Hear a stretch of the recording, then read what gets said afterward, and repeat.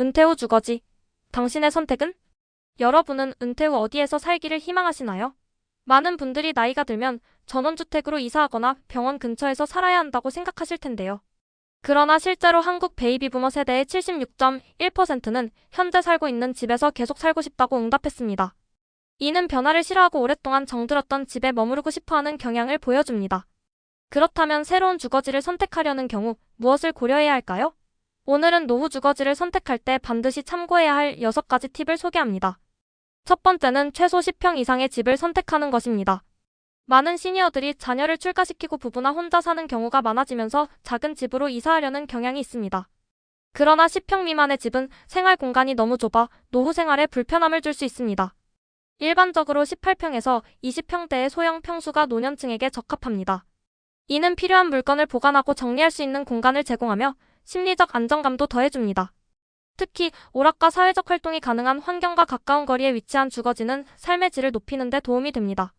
두 번째는 복지관 근처를 선택하는 것입니다.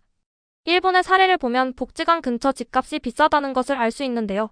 이는 복지관에서 제공하는 다양한 서비스 때문입니다. 복지관은 교육, 돌봄, 식사 등 다양한 혜택을 저렴한 비용으로 제공합니다. 노후에는 배우고 즐길 기회가 줄어들기 마련이지만 복지관은 이런 필요를 충족시킬 수 있는 훌륭한 대안입니다.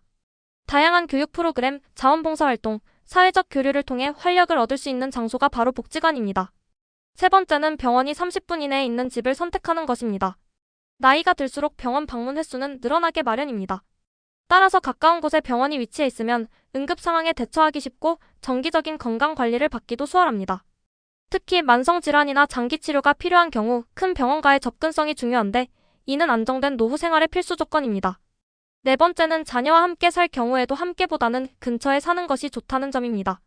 사별 등으로 인해 집이 공허해지거나 관리가 어려워질 경우 자녀 근처로 이사하는 분들이 많습니다. 그러나 자녀와 같은 집에서 살게 되면 새로운 인간관계 스트레스를 받을 수 있습니다.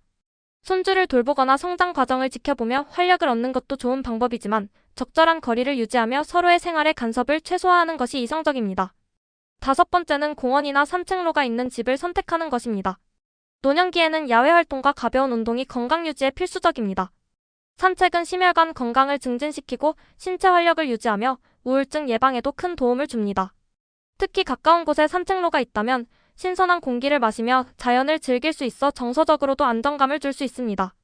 야외 활동이 쉽고 즐거운 환경을 마련하는 것이 노후의 삶을 더욱 풍요롭게 만들어줍니다.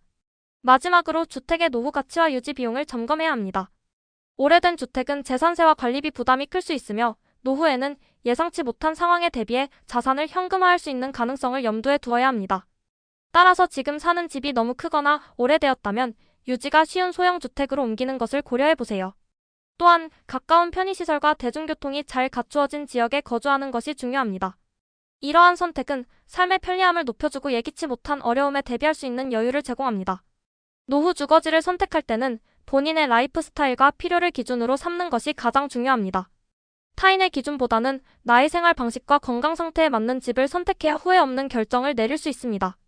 또한 이사를 고려하는 경우 마지막 집이라는 마음가짐으로 신중하게 선택하는 것이 중요합니다.